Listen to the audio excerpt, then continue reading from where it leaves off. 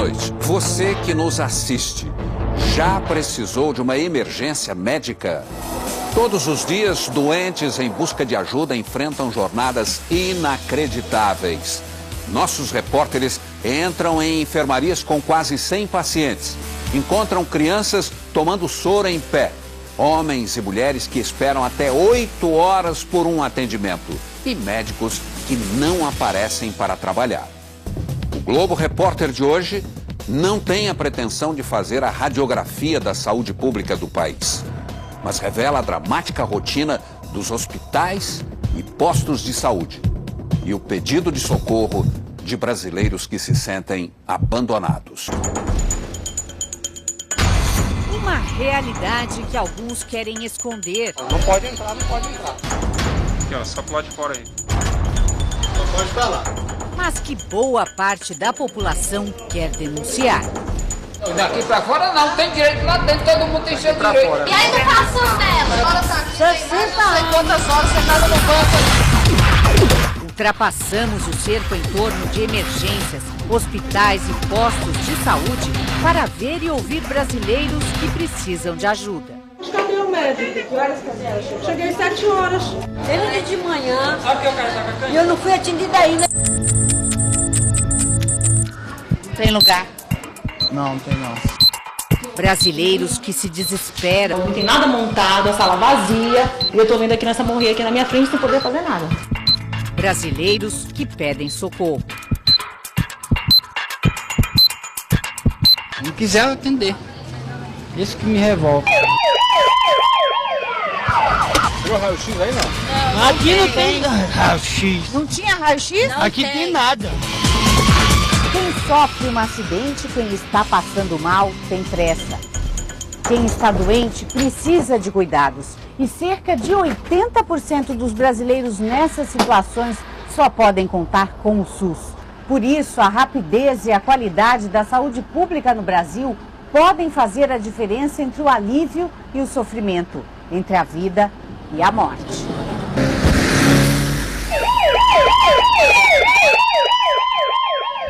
Podem também revelar de maneira dramática as grandes diferenças que ainda existem entre os mais ricos e os mais pobres.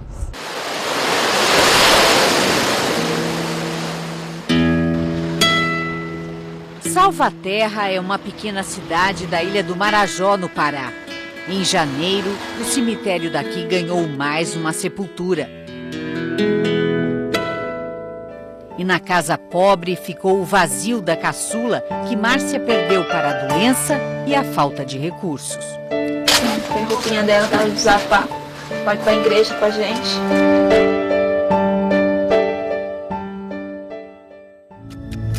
Acompanhamos os últimos momentos de vida de Ruth, que passou 11 dias internada em 2 hospitais da região onde nasceu. Com problemas pulmonares se agravando e sem diagnóstico, sem a certeza do que ela tinha, acabou sendo transferida para Belém. Horas e horas navegando ou sacudindo por estradas ruins. É assim que os paraenses carregam suas dores. O atendimento nas ilhas e no interior do Pará é difícil e precário. Por isso, muitos doentes acabam vindo para a capital. Mas o socorro que falta lá, muitas vezes, também não existe aqui.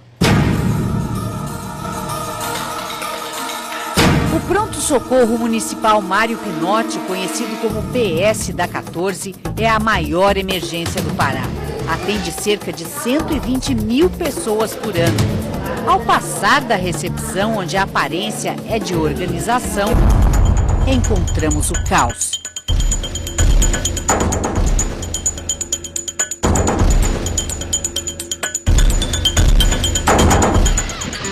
Seja qual for a doença, o problema, todos dividem o sofrimento dos corredores lotados, da falta de um mínimo de conforto.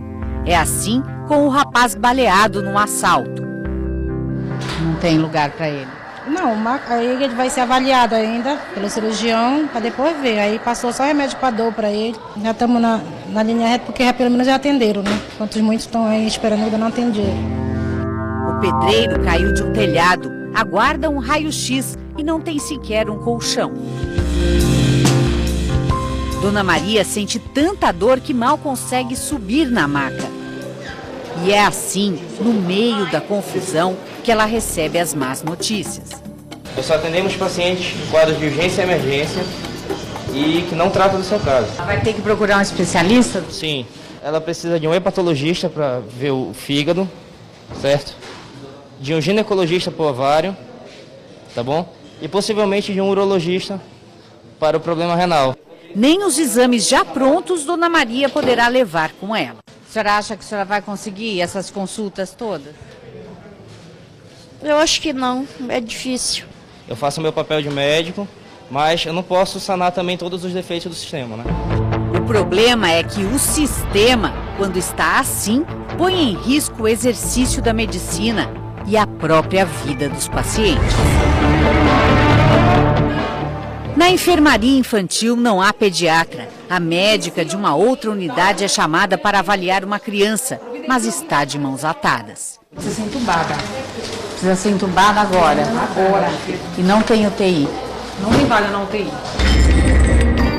Foi assim, numa situação desesperadora, que encontramos Márcia e sua filhinha. Eu não vou aguentar. Calma. Vamos ver como é que é o nome dela. Ruth. Que idade ela tem? 1 ano e 3 meses. Ela chegou aqui já ruim Não assim? só com pneumonia não, chegou só com uma pneumonia, com uma febre.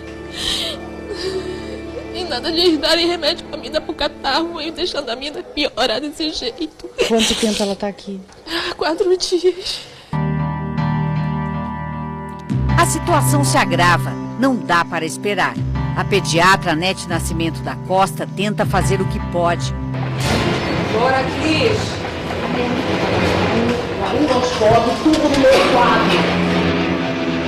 Mas não há equipamento na sala para onde Ruth foi levar. Deu oxigênio, olha, não tem nada montado, a sala vazia. Eu tô vendo aqui nessa mulher aqui na minha frente. Não tem oxigênio, não tem como dar pra voltar, né? E aí eu tô esperando. Fico impotente. A batalha por uma vida que mal tinha começado comove a todos que estavam ali. Diante de nossas câmeras começa uma mobilização para improvisar um leito de UTI. Está difícil porque o teto de uma das unidades de terapia intensiva havia desabado um dia antes e a sala para onde foram transferidos os pacientes também foi condenada. Como é que vocês estão lidando com essa situação? Bom, estamos tentando equacionar, né? Estamos tentando, lá embaixo foi esvaziado agora uma enfermaria, justamente para montar o CTI lá agora. Que aqui não tem condição? Não, aqui em cima não tem condição. E essa criança que estava precisando do leito aqui? Vai para lá, porque aqui o CTI infantil está lotado.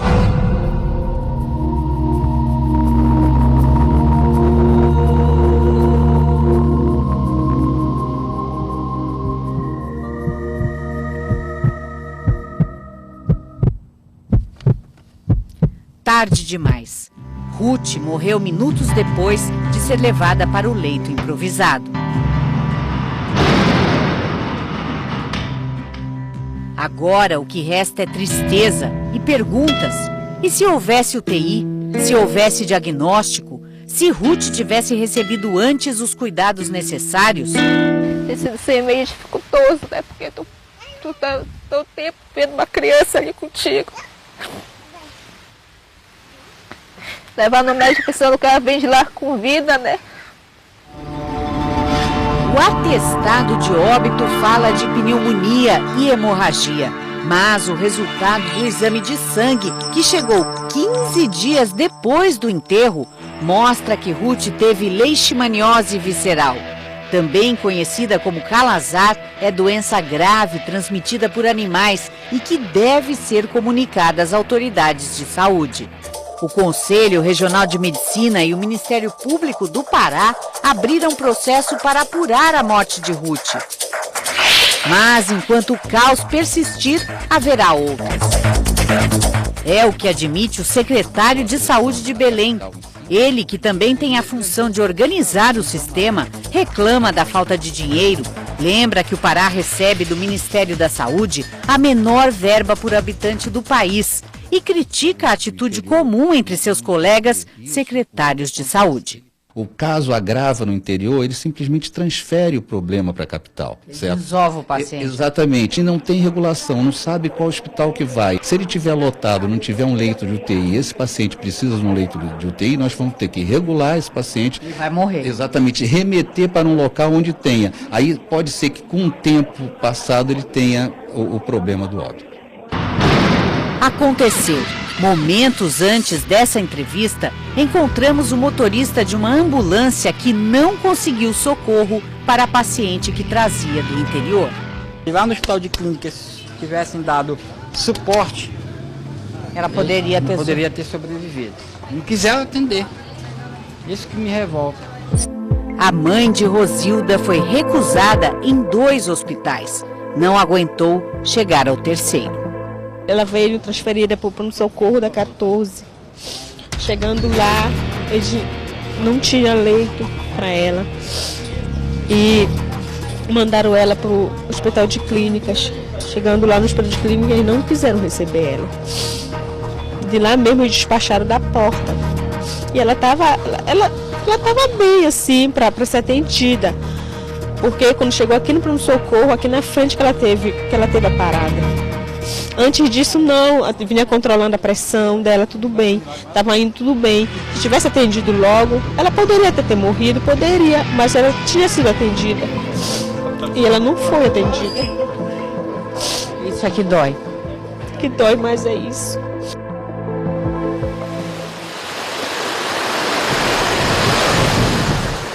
No Maranhão, o socorro até poderia chegar rápido.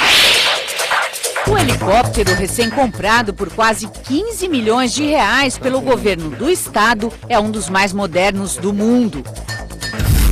Mudando a posição dos bancos e equipamentos, ele pode fazer resgates, transportar policiais ou funcionar como uma unidade de emergência. Mas em terra firme... A saúde pública no Maranhão é um grande caos. Primeira escala, atendimento básico deveria ser assegurado logo no começo, ele não acontece na grande maioria dos municípios.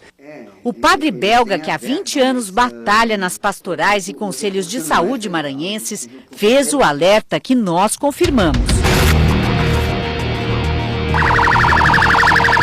Doentes do interior não param de chegar à capital. A situação fica ainda mais grave porque um hospital e 2 policlínicas do estado entraram em reforma ao mesmo tempo em São Luís. O que já não era bom, ficou pior. Com a microcâmera conseguimos registrar cenas que envergonham. Mas a realidade como ela é, precisa ser mostrada. As 2 emergências, conhecidas como Socorrão 1 e Socorrão 2, não podem continuar assim.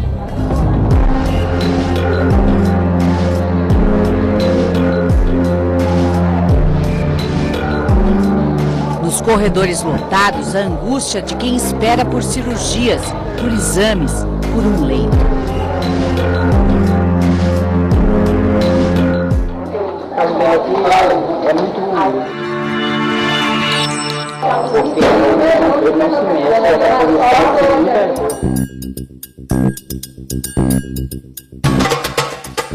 As refeições são servidas assim. O prejuízo é de todos, já que o Ministério da Saúde não paga por internações em macas e cadeiras. No ciclo vicioso da precariedade, o simples fato de estar dentro de um hospital já é motivo de algum alento. Mesmo assim, do jeito que você está vendo, a gente deve agradecer muito. Porque vai em outro hospital aí, tem gente que está em pé no soro. Tem gente que está em pé no soro. Entendeu? A maioria das pessoas que estão aqui, ó, não é nem daqui só da capital, mas é do interior, Vai ser esse hospital que eu acho que é uma mãe, né? Porque ele apoia todo mundo que vive.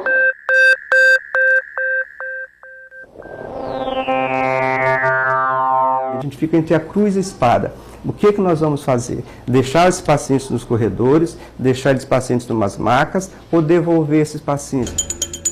Fiscalizar a aplicação do dinheiro que o governo manda para as cidades e cobrar responsabilidade dos prefeitos seria parte da solução para o caos das emergências nas capitais. Como o hospital não é como hotel na hora que lotou você bota uma placa, lotado. Hospital não, mesmo lotado você tem que atender as pessoas. Médicos que não cumprem o contrato de trabalho que assinaram e culpam até os doentes pelo caos nas emergências. Daqui a pouco.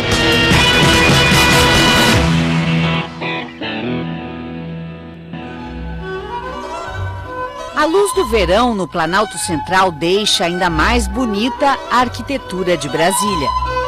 Mas basta rodar alguns quilômetros para ver a paisagem mudar drasticamente. Como em tantos outros lugares do país, esperar por atendimento médico é um exercício de paciência na região conhecida como o entorno de Brasília. São 29 cidades que pertencem ao estado de Goiás. Vai demorar muito tempo. 5 horas de espera. O doente que chegou à 1 da tarde só foi atendido às 6.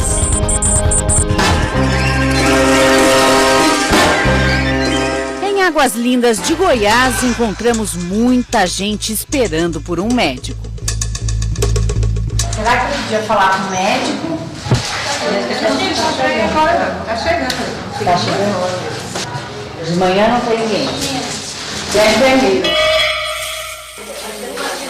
Como todo posto com o Programa de Saúde da Família, aqui o médico deveria trabalhar 8 horas por dia. Chegamos à 1 da tarde, mas ele ainda não estava. O posto vai enchendo e nada. Já passa das 2 horas quando o médico finalmente aparece. Alega problemas com outro emprego. Sai de lá 1 hora da tarde, né? Plantão e tudo, a gente não pode abandonar, né? Rodrigo?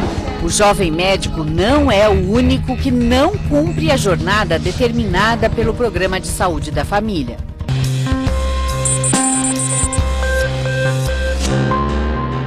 Aqui é o PDH 1. E o médico daqui é o Dr. Tomás. Ele atende só de manhã? Atende pela manhã. Sexta-feira ele folga? Sexta-feira. Outro posto. A mesma conduta. A médica mesmo fica aqui segunda de manhã e à tarde. Na quarta-feira ela não vem porque ela fica 2 dias, manhã e tarde. Quinta e sexta à tarde não.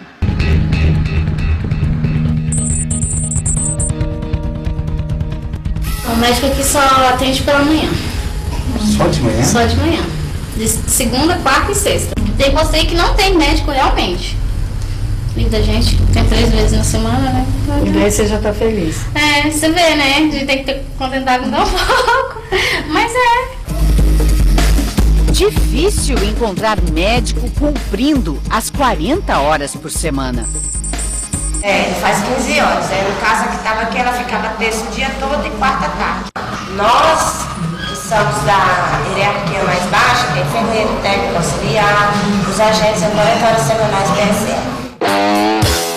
A regra é clara. Para receber dinheiro público é preciso ter o serviço de saúde funcionando de acordo com o que manda a lei. O salário varia muito de uma cidade para outra, mas a justificativa dos médicos não muda. A maior parte deles acha que ganha pouco para cumprir a jornada de 8 horas por dia. O médico formalmente é contratado pela prefeitura por uma jornada de trabalho de 8 horas e informalmente ele recebe a determinação de trabalhar um determinado número de horas menor do que aquelas que foram contratadas. Se apertar, nós vamos correr o risco de ficar sem um profissional. Nós preferimos ficar com o médico atendendo talvez meio período, 20 pacientes, do que perder esse médico, esse profissional. Não são todos, é lógico, mas alguns deles têm isso aqui como um bico e às vezes não não se preocupa em prestar um bom serviço. Então, a FENAM e as outras entidades defendem uma jornada de trabalho de 20 horas e um salário hoje de R$ 9.188,22. Apesar do salário em Águas Lindas ser um dos maiores da região, o médico deixa claro. O senhor ficaria por R$ 7.500 trabalhando aqui como deveria ser de manhã e à tarde? Não, porque eu tenho outro serviço para poder fazer, né? De manhã à tarde, todos os dias, eu não consigo fazer aqui. Eu consigo todos os dias à tarde. Tá cheio de gente aí para o senhor atender, o pessoal tá esperando. Isso, mas todo mundo, a gente atende todo mundo aqui, não deixa de atender ninguém, tá? A média aí por dia são 20 e poucos pacientes. Não é bem assim. 3 dias antes, pouco depois das 4 horas, nossa produtora, levando uma microcâmera, tentou ser atendida.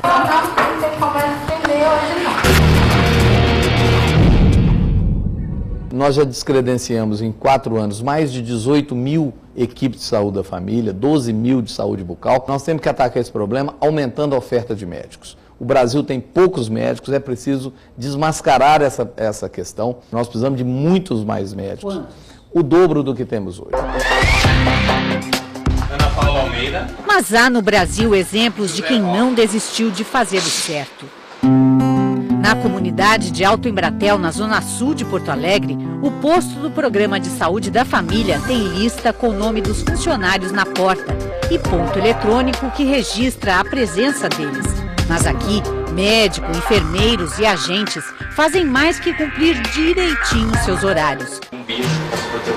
Eles têm compromisso em fazer a diferença na vida dos 4.500 moradores.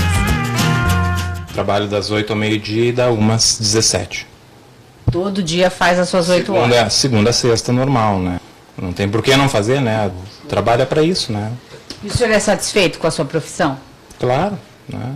Foi o que eu escolhi, né? Então é bem gratificante também, né? Tem essa proximidade mais com a população, a gente, na verdade, caminha com eles, né?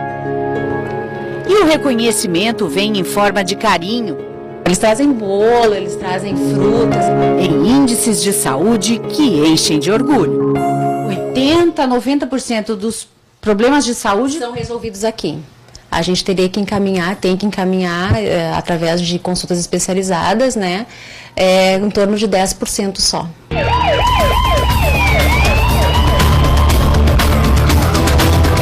São quase 8 horas da noite no pronto-socorro do Hospital Abelardo Santos, na Grande Belém.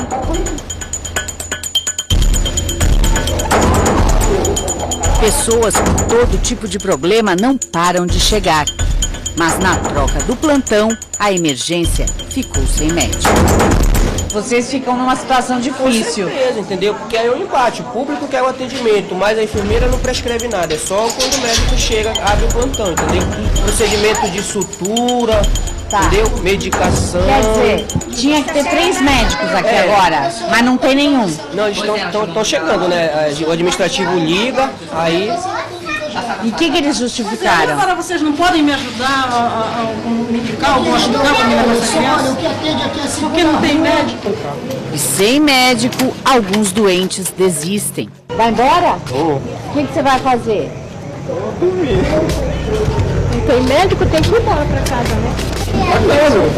Espera lá, medicado, esperar. O que vai dar? Já vai embora? Eu vou embora, que não tem atendimento. Eu vou para casa. Vou fazer um chá, sei lá, fazer qualquer coisa. Seu Miguel, de 74 anos, fica com sua dor e sua revolta. Eu acho que é muito errado. Esse Brasil aqui, isso aqui não é democracia. Isso aqui é o vandalismo. A mulher, que tem muita dor na cabeça, espera, espera, espera. Até que com 2 horas de atraso... O senhor é médico? Graças a Deus. É? Pois não. Chegou? Graças a Deus. E o pessoal tá esperando. Infelizmente, né? Tive problema no trânsito. Mas é sempre aqui? Não, Assim, dificilmente, ainda está atrasando mais para poder atender o povo que deve estar. Mas a maioria aqui é urgência e emergência, não tem ninguém morrendo.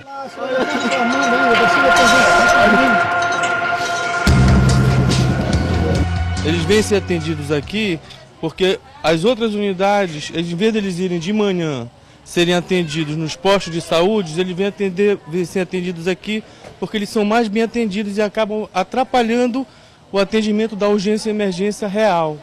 Mas tem muita gente aqui esperando faz tempo, doutor. O senhor que está atrasado, os pacientes é que estão errados? Eu tenho outros médicos, os pacientes, a maioria está errado, porque não era para ter vindo aqui. Mas todos os médicos estão atrasados, os 3 do plantão? Não sabia disso, eu respondo por mim. O plantão prossegue tenso.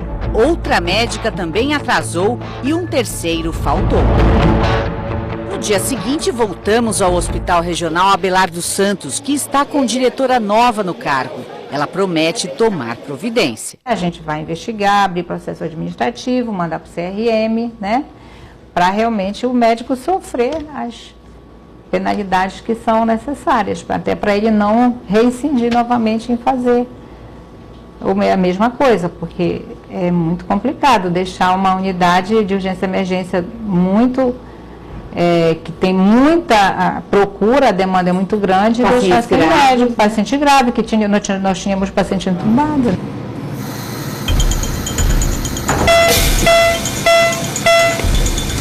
Lado a lado, hospitais superlotados e prédios inacabados que consumiram o dinheiro da saúde. Veja a seguir.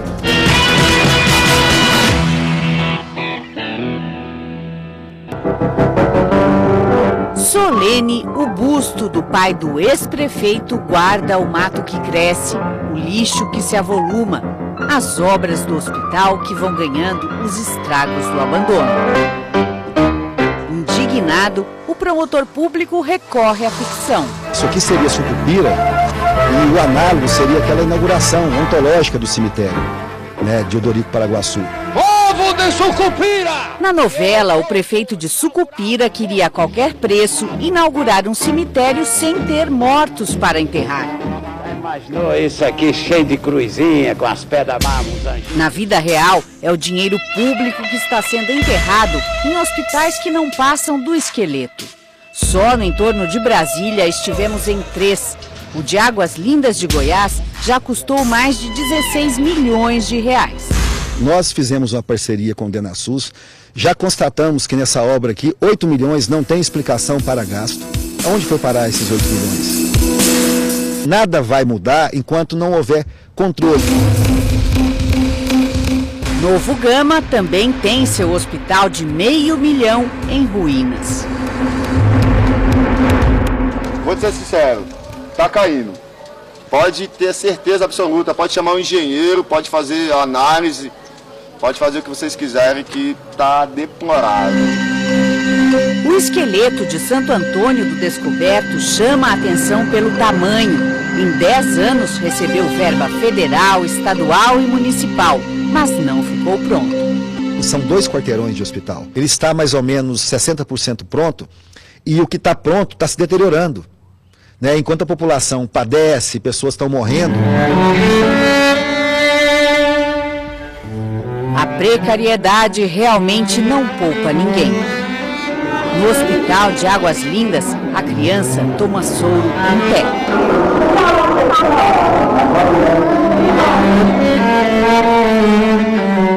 Eu cheguei 10h30 da manhã. Tem pessoas na minha frente, 9h15, 9h15.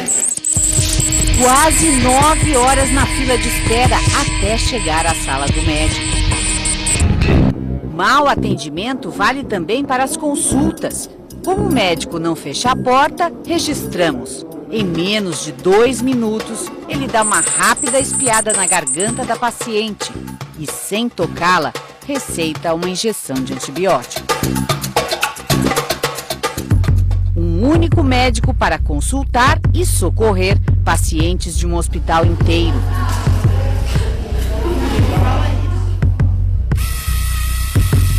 Tem muita gente para ser atendida? Tem, a moça está tendo um médico agora no hospital. Quando outro doutor aparece... Ele está atendendo que tipo de emergência? preferência pra... Ó, já chegou outro aí agora. Então agora tem 2. Chegou um agora. Graças a Deus. Porque a emergência é mais assim, pressão alta, febre alta, desmaiado, variável, desvariável. Em Santo Antônio do Descoberto, a grandeza do desperdício está lado a lado com a falta de tudo no pequeno hospital. Não tem como fazer cirurgia aqui não, que a mão dele estourou, entendeu? Aí tem que ir pra Taguatinga agora. Estamos indo embora, senão o cara tá cheio de dor. Tirou raio-x aí não? Não, aqui não tem raio-x. Não tinha raio-x? Aqui tem nada. Nada. Aqui não tem nada.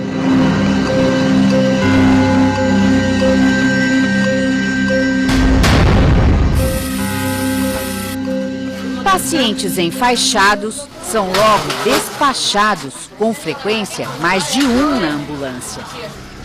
Você vai levar para onde? Hospital de base. Hospital de base lá de Brasília?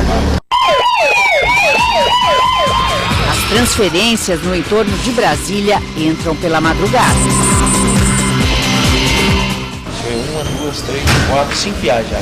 5 viagens? 5 viagens. O senhor trouxe cada vez uma pessoa? Uma nada. Cada vez que a gente vem 6, 8.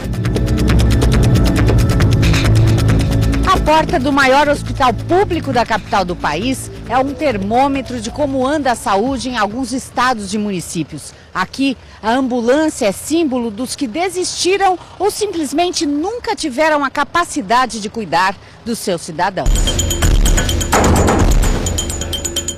Chegamos, graças a Deus.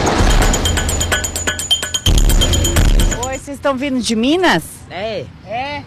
Por que vieram se tratar aqui? É porque lá não tem recurso, né, pra gente. Lá é atrasado ainda. Pode falar, tá, pessoal? Como o hospital, mesmo grande e bem equipado, não é coração de mãe, o resultado é a superlotação. No hospital de base, as macas se multiplicam nos corredores. O sofrimento dos retirantes da saúde só diminui quando, mesmo demorado, o atendimento chega. Ou quando encontram um médico com M maiúsculo. Foi o que aconteceu com essa senhora que veio de Águas Lindas trazendo o marido que sofreu um derrame. Mas o doutor matou 10. Nossa, o pai dela é neurologia. Eu, cirurgião, há 33 anos, ela ligou para ele na hora, na ambulância, ele que instruiu ela todo o tempo.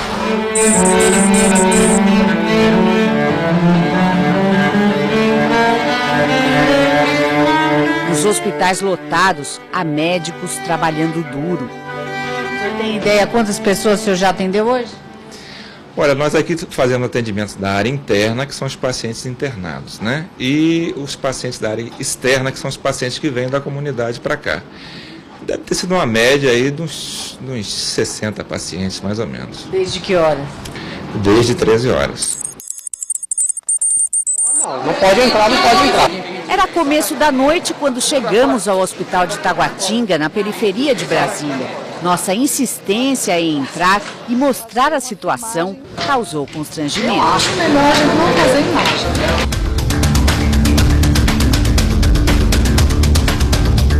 Doutora, esse paciente aqui no corredor, por que ele está aqui? Você tem que buscar informação. Tem lugar?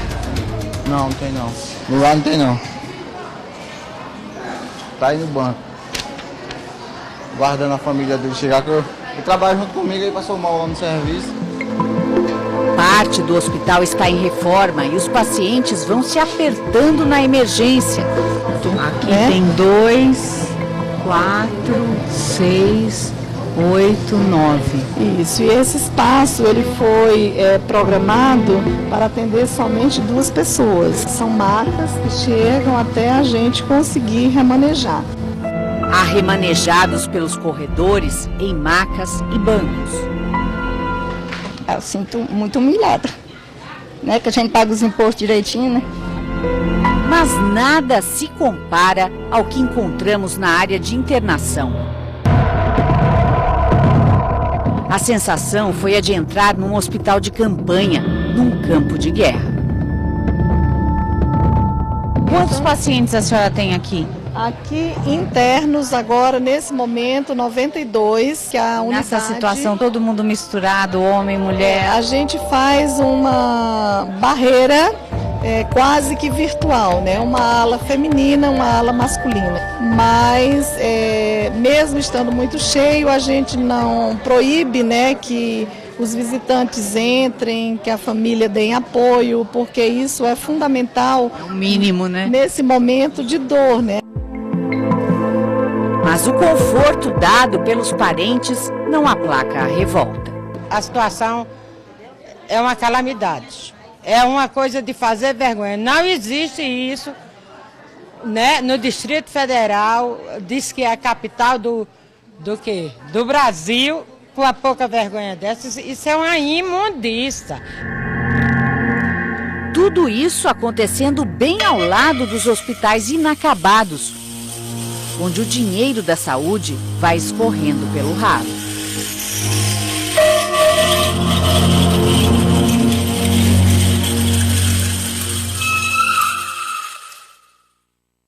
O cadastro da fraude. Como explicar a existência de médicos que trabalhariam mais de 24 horas por dia? Daqui a pouco.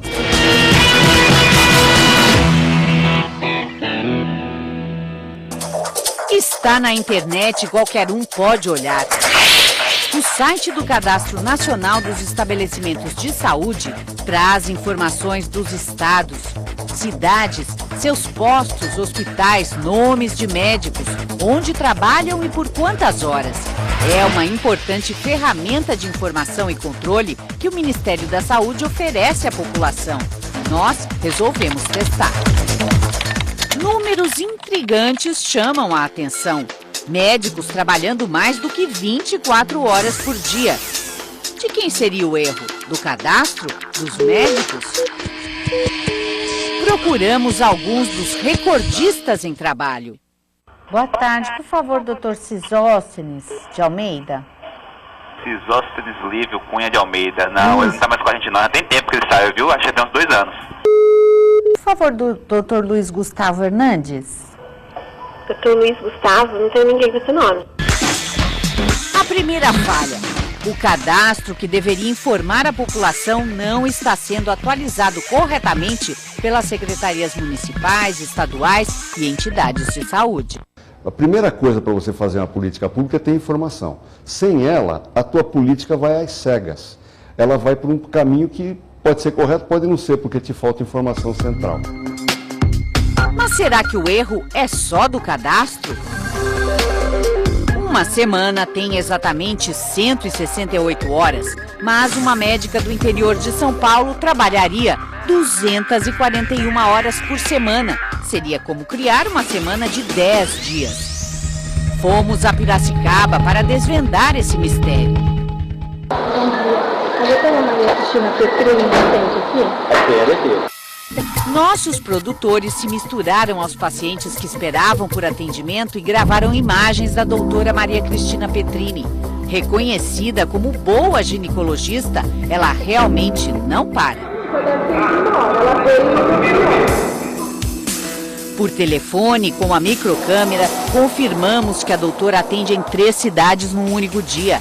Ela faz plantões em 3 hospitais da região e tem 4 empregos públicos, o que é proibido por lei. Na unidade básica do Jardim Planalto, em Piracicaba, ela deveria atender segundas, quartas, quintas e sextas, das 11 da manhã às 4 da tarde. Mas... E ela fica até que? Pelo número de consulta, mas depende do horário que ela chega e o número de consulta que tem. Às vezes, a doutora precisa estar em 2 lugares ao mesmo tempo. No dia em que a encontramos, era esperada na vizinha cidade de Saltinho. Doutora Maria Cristina não veio hoje, né? Queria falar com ela. Ela não veio hoje. Tá. Porque normalmente ela vem, né? À tarde. Quinta-feira à tarde. Tá.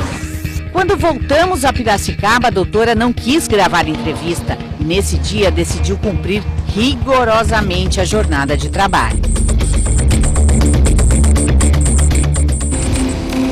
Esperamos por 5 horas, até que a médica concordou em nos receber, mas sem a cama.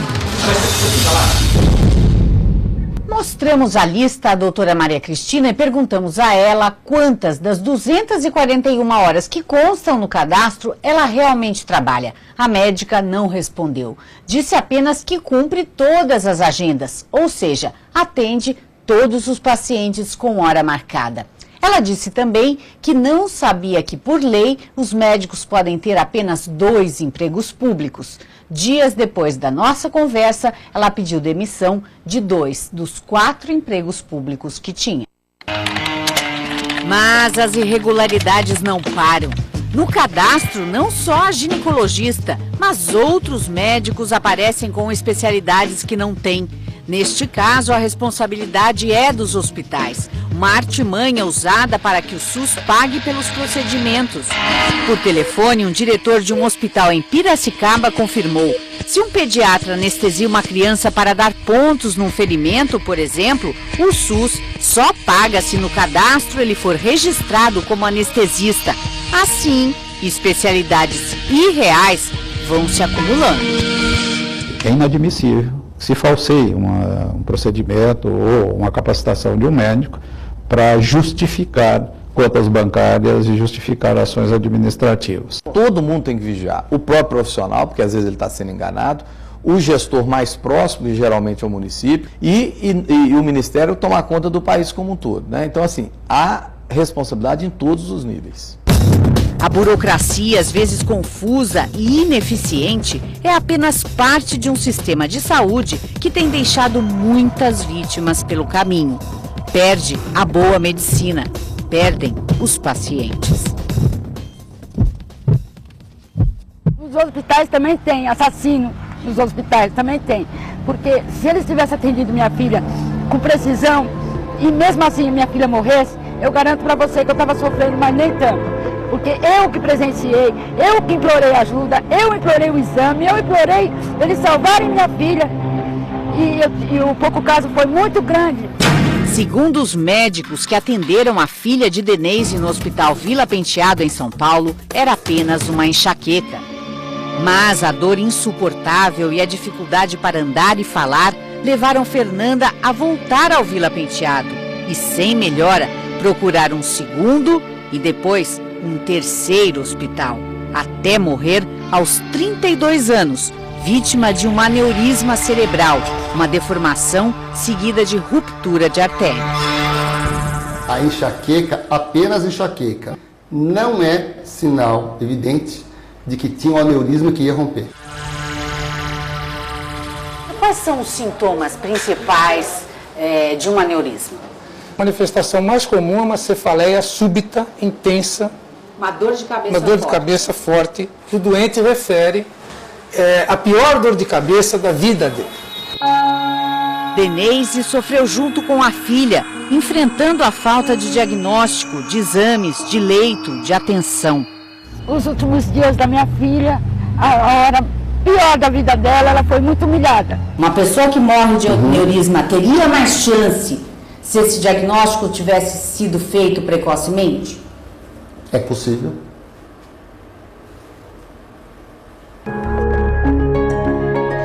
Na Santa Casa, o chefe da equipe que tentou salvar a vida de Fernanda com 2 cirurgias diz que a demora foi uma inimiga. A demora, na evolução do caso, sem dúvida, pode ter comprometido. Ela desenvolveu complicações em decorrência do primeiro sangramento. Ao lado do médico, Cléria é a prova de que um diagnóstico rápido e certeiro pode fazer a diferença. Como Fernanda, ela sentiu uma dor de cabeça forte durante uma festa e, como trabalha no hospital, logo procurou ajuda. Eles já pediram para eu fazer os exames, tomografia, ressonância, arteriografia. Aí o doutor Veiga já tomou todas as providências, já me operou rapidinho. E hoje você está ótima. Estou ótima, ele é um gênio. Não. Ele é um gênio. Não corta isso. Não corta não. Todos os hospitais têm que ter um neuro como ele, um professor como ele, que aí, olha... É importante esse atendimento. Importante, muito, muito mesmo. Nós só atendemos pacientes em quadros de urgência e emergência e que não tratam do seu caso. Tem médico, tem tudo lá pra casa. Se quiser atender. Isso que me revolta. Foi pra casa, morre. Então tem que ficar aqui. Nada montado, a sala vazia. Uma pouca vergonha dessas, isso é uma imundícia. Eu não fui atendida ainda, meu irmão.